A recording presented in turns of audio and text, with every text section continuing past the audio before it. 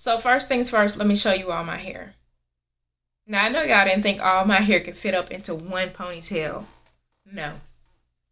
It's in 3 ponytails. It's a mohawk. It's a mohawk. It's a mohawk. Alright, let's hop into the video.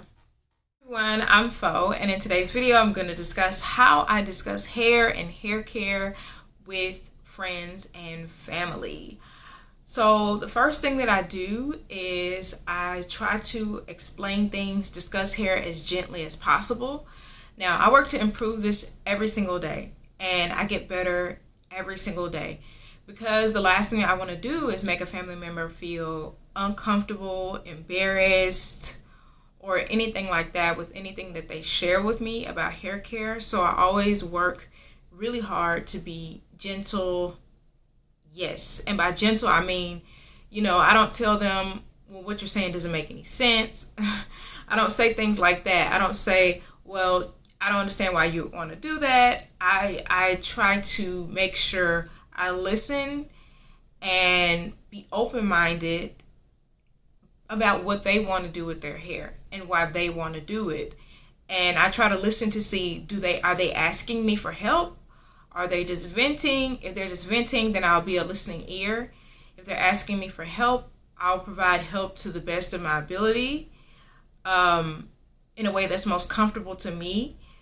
So that's that's the number one thing.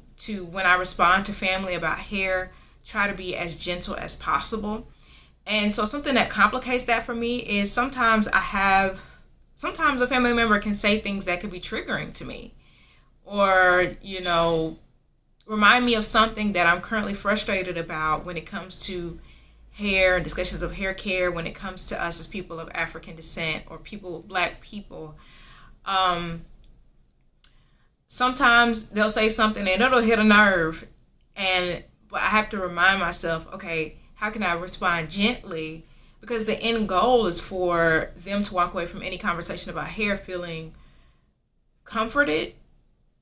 And if they desire to be more informed, then that's the purpose of the conversation. Not for them to walk away angry, upset, embarrassed, ashamed about anything that they do with their hair. The second thing that I want to make sure to listen for when I'm talking to friends and family about hair is, what are their goals when it comes to their hair?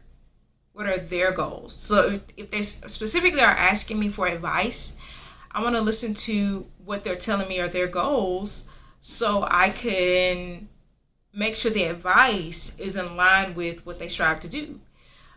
For example, I was recently speaking with a family member, and at the end of the day, their goals are just to keep a good amount of hair on their head, for them to be able to braid it nicely and put it in updos and things like that. And they were telling me that they use grease. They use hair grease.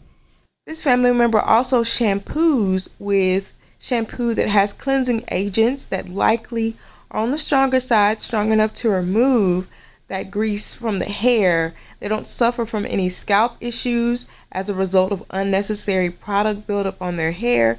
And they also don't suffer from any product buildup that I've noticed that is contributing to any sort of dryness of their hair strands and ultimately breakage when it comes to their hair strands. So they're using cleansers that are helping in the removal of that grease on their hair.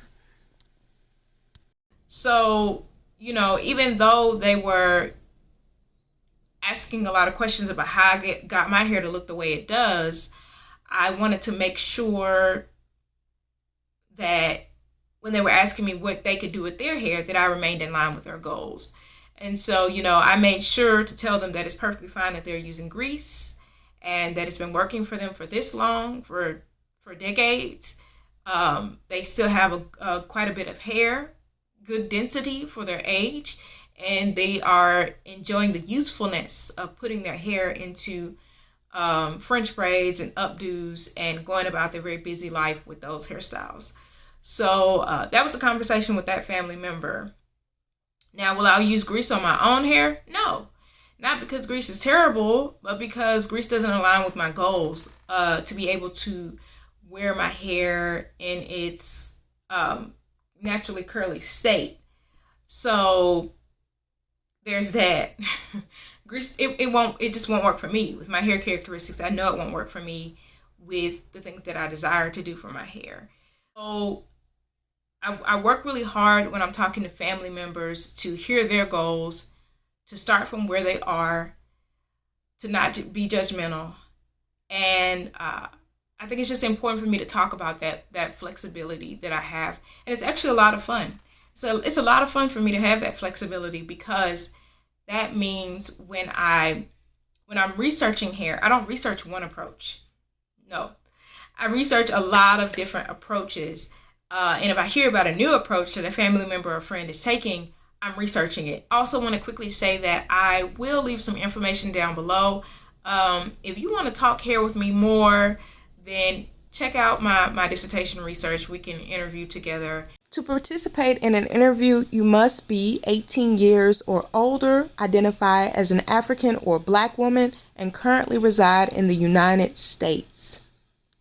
And you could be part of a discussion about our hair, our perspectives when it comes to our hair. If you have a hair story that you want to share, I'll leave some info, because some of you all have asked about will I talk more about my dissertation research? Well, this is the opportunity for us to talk one-on-one. So I will leave that info down below, and also you can email me at the email address at the bottom of the screen, foluade@twu.edu, and let me know if you're interested in being a participant in my research.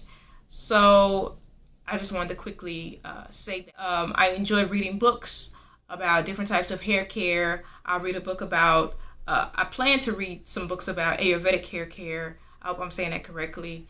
I will research different stylists that do things different from the way that the stylists that I go to. So I go for curly cuts every quarter, every 3 to 4 months, and I get my hair cut in its defined curly state. And so there's a certain type of hairstyling that comes along with that, with people that are calling themselves tight curl artists. But I don't stick to that type of hairstyling as someone who is African American as well as Nigerian American. I research what are people here as Nigerian Americans doing with their hair, what are people in Nigeria doing with their hair, what are some of the approaches that they're taking, what are some approaches that my African American family and friends are taking to their hair. And I try to expand what I know. So that way, if a family member or a friend comes to me, I likely know something about what they're talking about. And what I would consider a primary source for me is any person that is a professional with that style of hair care. And they have happy clients, not just a professional. So not a professional that's doing a terrible job, but I've always said some sort of proof of them being a professional, whether it be certificate, whether it be licensure, whether it be apprenticeship, on top of they need to have happy clients. So I consider those a base level root source for how because them having those happy clients, with great looking hair is evidence of them being able to produce great results on within a bunch of different circumstances, on a bunch of different types of hair experiences and things like that. So I look to those people for more general information on different hair care approaches.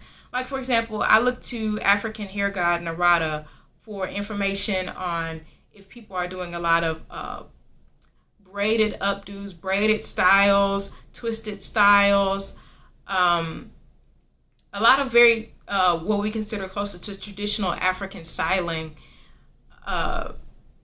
He uses grease, and his clients, they come in maybe every 2 weeks, some of his clients, and things like that. So I look to him for information on people that want to get the type of styling where it's a lot of braids and twists and updos and things like that. They might get the occasional hydrating define, or I think he would say wet set or wash and go. They may get that occasionally, but I look to him for that approach of people that want to do like updos and braided styles and twisted styles and all those sort of things, because he has a lot of happy clients, and then he has the receipts. If you look at the pictures of his styling, they're beautiful. I want to learn as much as possible about different approaches to hair care for us as people of African descent, for us as Black people. I want to learn as much as possible. I don't cement myself in one approach for learning about hair, because I want to know how different forms of hair care that people desire, how can that be more accessible to them? I want to know how to do that, and I want to be a part of doing that. Making hair care, I have the video about Afro hair care accessibility, I want to make hair care more accessible to us as people of African descent if someone's having an issue with doing the hair care that they desire, and also how we view our hair, us decolonizing our minds and centering ourselves and how we view our hair, and not somebody else's standard that was not created for us and was created for us to think low of ourselves. So that's what ultimately matters to me in the grand scheme of thinking about hair. But then also I love being able to research a bunch of different things. So when a family member or friend asks me about hair, I have something to work with, or I have someone, a professional, and not just the traditional hair school we have here in the United States, but I have some professional, whether it be through apprenticeship, whether it be through certain types of licensure, whether it be through certain types of certificates. I have some sort of professional I can refer them to. And if I don't, I certainly get on top of the research to be able to do so. It's so important for me to say that if a family member or a friend is expressing things about their hair care, their desires, and then their behavior, and their behavior is not aligning with their desire, unless they ask me for advice, I don't push the subject. So if a family member or a friend was like, I want healthy hair, but then they're flat ironing their hair every day, that hasn't actually happened. I'm just giving an idea. And they tell me, and they ask me, what do I think? And I tell them what I think. That's one situation. Now, if they don't ask me what I think, and I hear them saying something that doesn't make any sense, I'm very careful to insert myself. I'm like, do they actually want me to say anything? Should I say anything? If there's a way that I can, with grace, say something, then I'll say something. But otherwise, I try to keep my thoughts to myself. But also, if a family member asks me, what do I think about what they desire and them getting to their goals, and they're doing behaviors that don't align with their goal, or their goal is just unrealistic, if they ask me and I let them know the truth, and they aren't happy, or my understanding of the truth in that circumstance, and they aren't happy with it, then I'm working to just, leave it where it's at. And I've been pretty good with it lately, to just leave it where it's at. For people to get over the hump of certain stinking thinking or poor thinking about their hair, about themselves, that is for them to do. That is their journey that they have to go through. I can't be someone else's self-esteem when it comes to their hair. I can't be someone else's motivation when it comes. I can help with the motivation. I can help with the self-esteem, but I can't be someone else's self-esteem and motivation when it comes to their hair. That's a journey that they have to go through on their own, and that was a hard lesson that I had to take in and realize that, if someone else wants to do things that doesn't make any sense, yet they're complaining to me, that's on them. Anywho, thank you all so much for watching this video. If you want to see how I discuss hair care with someone with a totally different hair care approach from mine, I talk with Precious of Precious Fro Travel, and I had an open mind in our discussion of hair care. So I will leave that video somewhere on the screen, and you can check it out. You can begin to check out the series where I sat down with Precious and we talk hair care with an open mind. So once again, my name is Fo. Please make sure to like, comment, share, subscribe. Thanks for watching. Bye-bye.